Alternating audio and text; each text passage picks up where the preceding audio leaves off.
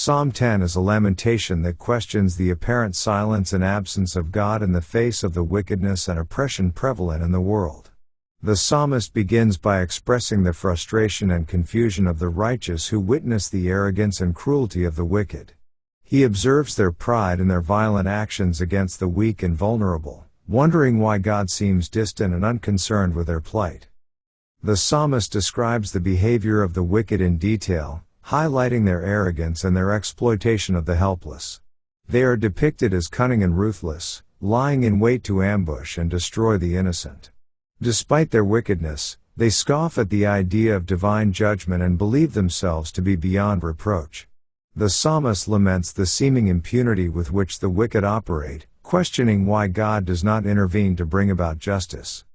In the midst of his despair, the psalmist calls upon God to rise up and act on behalf of the oppressed. He pleads with God to remember the cries of the afflicted and to hold the wicked accountable for their actions. The psalmist expresses his trust in God's character as the defender of the fatherless and the oppressed, believing that he will ultimately bring about justice for the righteous. The psalm concludes with a declaration of confidence in God's sovereignty and faithfulness. The psalmist acknowledges that God does indeed see the plight of the oppressed and will hear their cries. He commits himself to trust in God's timing and to wait patiently for his deliverance, confident that the Lord will bring about the downfall of the wicked and establish justice in the earth. Psalm 10 thus serves as a poignant expression of the tension between the apparent silence of God and the hope of his eventual intervention on behalf of the oppressed. Let's now read Psalms chapter 10. Why standest thou afar off, O Lord? Why hidest thou thyself in times of trouble? The wicked in his pride doth persecute the poor, let them be taken in the devices that they have imagined. For the wicked boasteth of his heart's desire, and blesseth the covetous, whom the Lord abhorreth.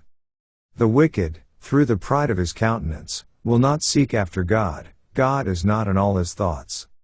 His ways are always grievous, thy judgments are far above out of his sight. As for all his enemies, he puffeth at them. He hath said in his heart, I shall not be moved, for I shall never be in adversity.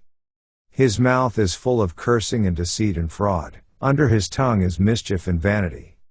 He sitteth in the lurking places of the villages, in the secret places doth he murder the innocent, his eyes are privily set against the poor. He lieth in wait secretly as a lion in his den, he lieth in wait to catch the poor, he doth catch the poor, when he draweth him into his net. He croucheth, and humbleth himself, that the poor may fall by his strong ones. He hath said in his heart, God hath forgotten, he hideth his face, he will never see it. Arise, O Lord, O God, lift up thine hand, forget not the humble. Wherefore doth the wicked contemn God? He hath said in his heart, Thou wilt not require it. Thou hast seen it, for thou beholdest mischief and spite, to requite it with thy hand. The poor committeth himself unto thee, thou art the helper of the fatherless. Break thou the arm of the wicked and the evil man, seek out his wickedness till thou find none. The Lord is king forever and ever, the heathen are perished out of his land. Lord, thou hast heard the desire of the humble, thou wilt prepare their heart, thou wilt cause thine ear to hear. To judge the fatherless and the oppressed, that the man of the earth may no more oppress. This ends our reading of Psalms chapter 10.